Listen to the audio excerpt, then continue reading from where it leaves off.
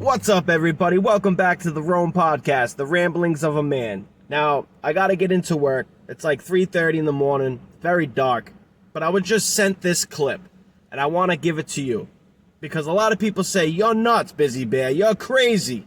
Because they think that mail-in ballot fraud is not a thing. It's not real. You can't be paid to fill out a voter registration form. That's not a thing. Listen, I got a clip of a man that's saying it's Omar, or Omar Ihan, whatever the hell her name is. She's a high Democratic official, okay, just like the rest of them. They're doing this. That's why they were pushing in this mail-in ballot. Donald Trump said it. It's going to be a rough road ahead, okay? That's why we had to get out and vote in person. Now check this clip out. It's going to blow your mind.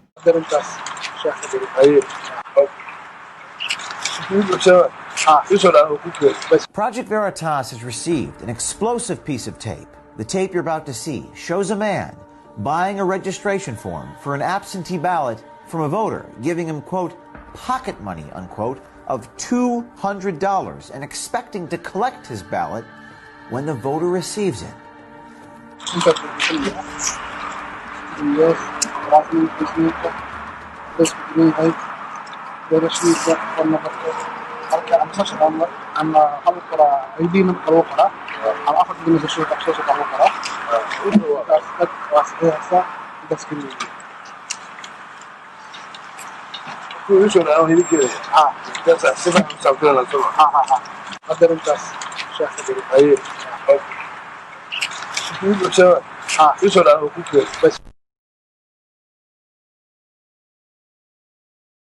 But that's illegal, why? We don't care illegal. أنا أطلع اللي زي وأنا أقول. How much are you Good one. She's the one who came up with all this. So she did it. She started this whole thing with the pay to vote. Yeah. ما ياخذ حاجة كوب حدا يقول تعمل. Yeah. قياستي ما ياخذ حدا بعد. الهانية جروب تعمل. وحد بدنا نخبر.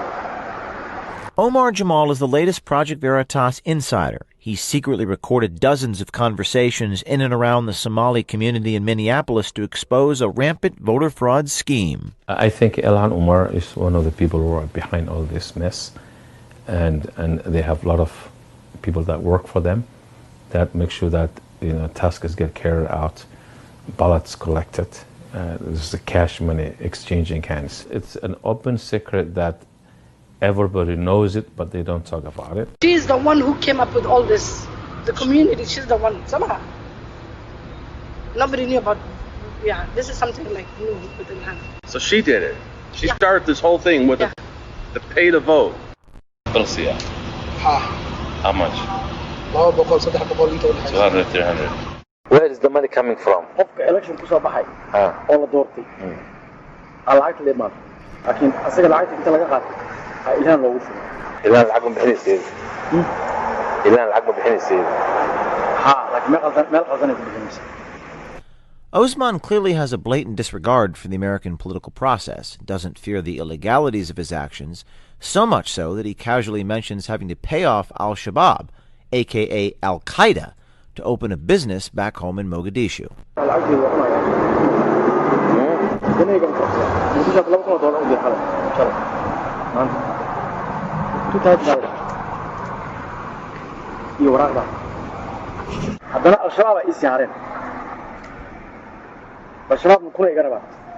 marka election judgeska waqtigooda waa la siiyaa. Yes. Ilhan's people count the ballots? Everything. So the people who are actually sitting, working, are the same people. They shouldn't have those same people doing all the job. So the people that work for Ilhan are actually counting the ballots, counting the vote. And they become a manager in the prison too. And manage the precinct. Yes. Progressives, yes. So they do all of it. They do all of it. They do it all. They do all of it. الدنيا صار ديسي عارف جماعة أكثر. أما سيرك منيا بروس مرة من اليوم تقول. غير corrupt.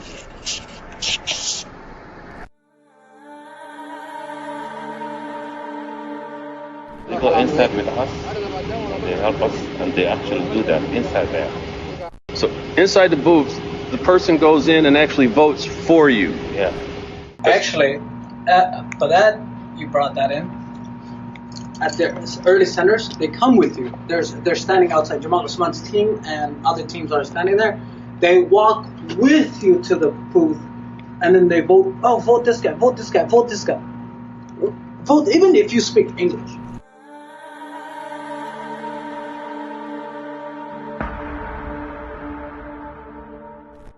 Spent over $250,000 on this election. Wow. That kind of crazy. Just handing it out. They got that much cash. Out.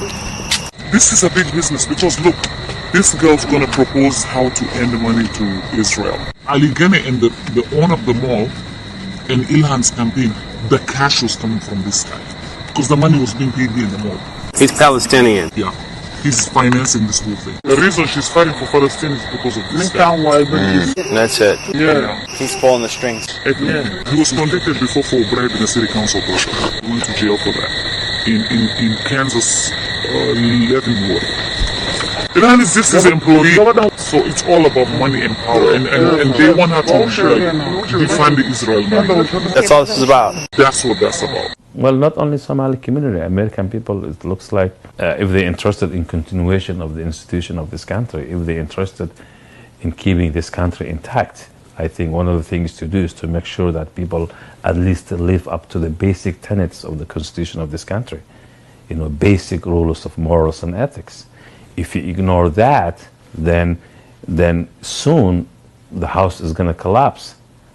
You know, if you don't do that, then there's nothing else left. Federal law says anyone who votes for others is violating 52 U.S.C. 10307, punishable by up to 5 years in prison and a $10,000 fine. The law is clear. Buying votes is illegal.